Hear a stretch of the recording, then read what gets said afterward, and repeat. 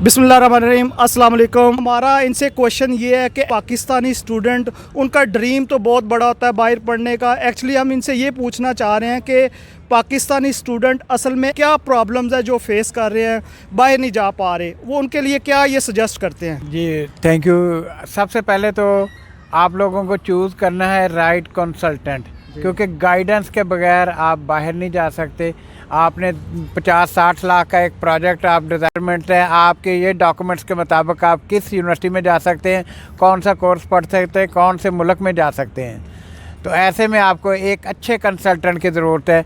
आप मार्केट में आपको हज़ारों कंसल्टेंट मिलेंगे, लेकिन आप अपनी रिसर्च करके अपना कंसल्टेंट चूज़ करें और फिर उससे डिस्कशन करें। इसी में आपकी बुलाई है, इसी में सबकी बुलाई है। जैसे तालिब भाई ने कहा, तो आप गुलबर्ग में इनके पास जा सकते हैं। आज के नहीं है, ये 10 साल से वहाँ बैठे हैं और फिर ऑस्ट्रेलिया का इनका नॉलेज है, ख़ुद ऑस्ट्रेलिया में रह के आए हैं, तो आपको बेहतर गाइड कर सकते हैं। बहुत सारे लोग जिन्होंने ऑस्ट्रेलिया देखा ही नहीं, वो आपको क्या गाइड करेंगे।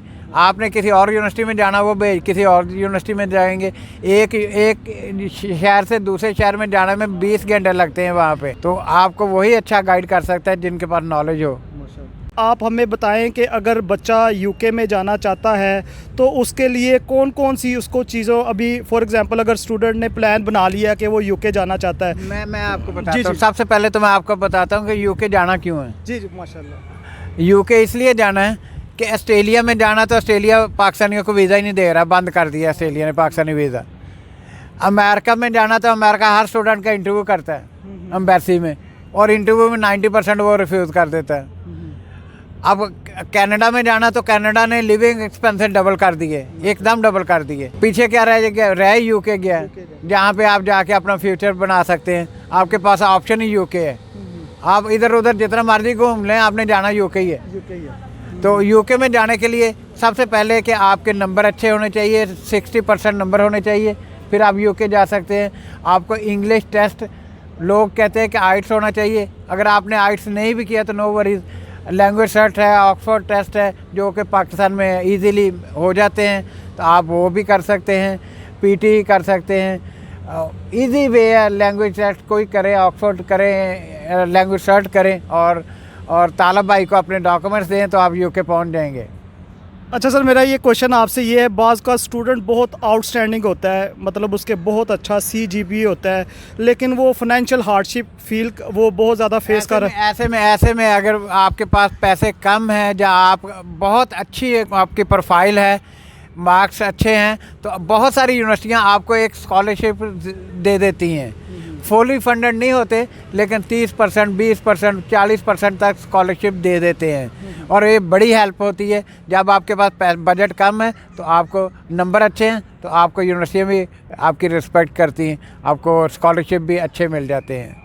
अच्छा सर, मैं जैसा कि आपको पता है, मैं ख़ुद ऑस्ट्रेलिया से पढ़ के आया हूँ, इमिग्रेशन लॉयर भी हूँ, मतलब लोग मेरे से कंसल्टेंट मेरे से एडवाइस भी ले रहे होते हैं ऑस्ट्रेलिया के वाले। ये मेरा ख़ुद के लिए क्वेश्चन ये है कि आपने फोरकास्ट करना है। जैसे कि आपको पता है कि यूके क्या करता है, बाज़ का तो जो है ना PSW जो है वो ओपन कर देता है, कभी बंद कर देता है। अभी जो रिसेंटली बहुत ज़्यादा स्टूडेंट में क्यूरियोसिटी पाई जा रही है कि वो कह रहे हैं कि हम अपने स्पाउस को साथ नहीं लेकर जा सकते, तो इसमें आप एडवाइस करें कि क्या वो होप को छोड़ दें, या आने वाले दिनों में जो यूके है, कोई इस तरह इनकी पॉलिसी आने वाली है कि वो फिर से स्पाउस को अलाउ कर देंगे? ये आपने फोरकास्ट करना। अभी सिर्फ ये है कि यूके में डिपेंडेंट नहीं जा रहे, जनवरी से बैन किए, लेकिन उसका आपको नुकसान नहीं होगा, क्योंकि 1 साल के लिए जाएं, आप स्टडी करें मास्टर, क्योंकि यूके का है ही 1 साल का मास्टर है।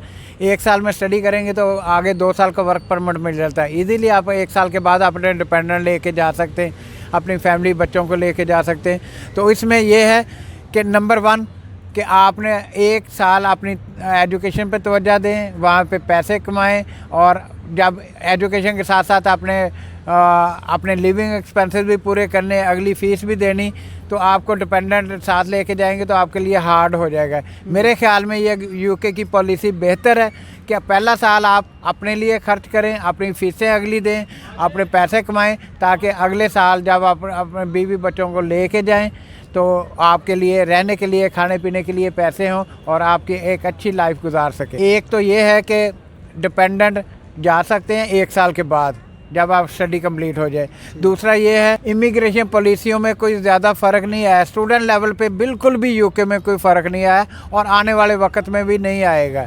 और यूनिवर्सिटियाँ आगे जो है नंबर ऑफ़ केसेस बढ़ा रही हैं, कम नहीं कर रही। तो इससे हम फोरकास्टिंग कर सकते हैं कि यूके में स्टूडेंट्स बढ़ेंगे, कम नहीं होंगे। अच्छा सर, ये मेरा लास्ट क्वेश्चन आपसे ये बताएं कि जैसे कि अभी जो स्पाउस अलाउ हैं वो रिसर्च के कोर्सेज़ हैं और पीएचडी के कोर्सेज़ हैं।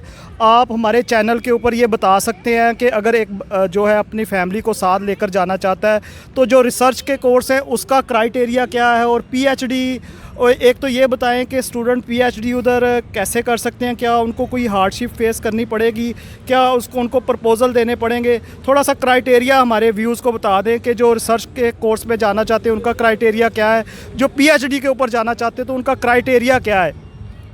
जो पीएचडी के लिए जाना चाहते हैं, सबसे पहले पीएचडी का क्राइटेरिया मैं बताऊं, क्योंकि उसके साथ आप डिपेंडेंट लेके जा सकते हैं। यूके में 3 साल की पीएचडी है।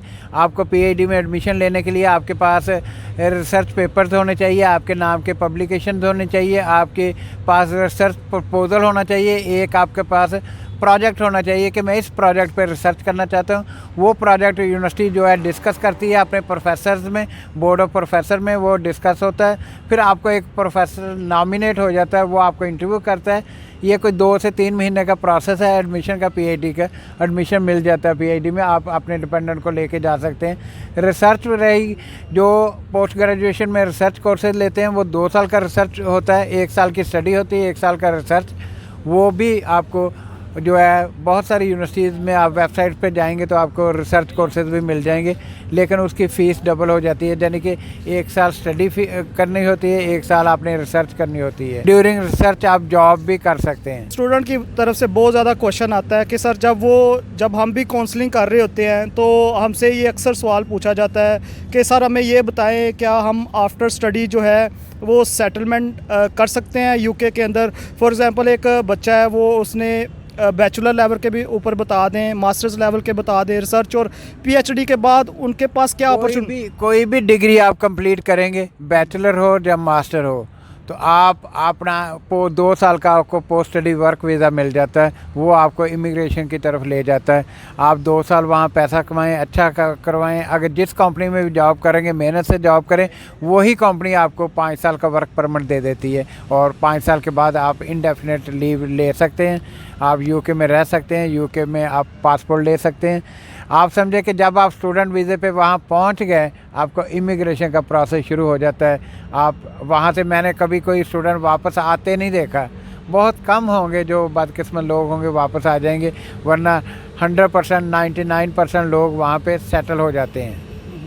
सर मेरा लास्ट क्वेश्चन आपसे ये है कि आप स्टूडेंट को क्या मैसेज देना चाहते हैं, मतलब हमारी जो एजुकेशन इंडस्ट्री है उनको क्या मैसेज देना चाहते हैं, और जो नए कंसल्टेंट हैं जो इस फील्ड में आना चाहते हैं उनके लिए क्या मैसेज है आपका। सबसे पहले सर स्टूडेंट को क्या मैसेज आप देना चाहेंगे, पाकिस्तानी स्टूडेंट्स जो पाकिस्तान के हालात जैसे हैं, मैं तो आपको यही एडवाइस करूँगा कि किसी भी तरीके से आप यहाँ से निकलें और वहाँ से आला तालीम हासिल करें। आप समझें कि आप अगर यूके जाते हैं तो एक दिन का, एक टाइम का अगर खाना कम खा लें तो वो एक टाइम के पैसे आप यूके में, पाकिस्तान भेज दें तो आपको पूरे महीने का आपका फैमिली यहाँ पे गुजारा कर सकती है। तो इसलिए बाहर जाने का बेहतर फ़ायदा है कि आप अपनी फैमिली को भी सर्वाइव करवा सकते हैं, ख़ुद भी अच्छी लाइफ गुजार सकते हैं। और तीसरे नंबर पे जो कंसल्टेंट्स के लिए, इसको इबादत समझ के करें, इस पे स्टूडेंट्स को लूटें ना। अगर आप इस बिज़नेस को इबादत समझ के करेंगे तो आप यकीनन इस पे पैसा भी कमाएंगे और लोगों की दुआएं भी लेंगे। एक फैमिली में एक बंदा अगर बाहर चले जाएगा, वो पूरी फैमिली आपको दुआएं देगी। लोगों की दुआएं लें और इंशाल्लाह आप ग्रो भी करेंगे। Thank you. बहुत बहुत शुक्रिया डॉक्टर साहब आपका, आपने टाइम दिया।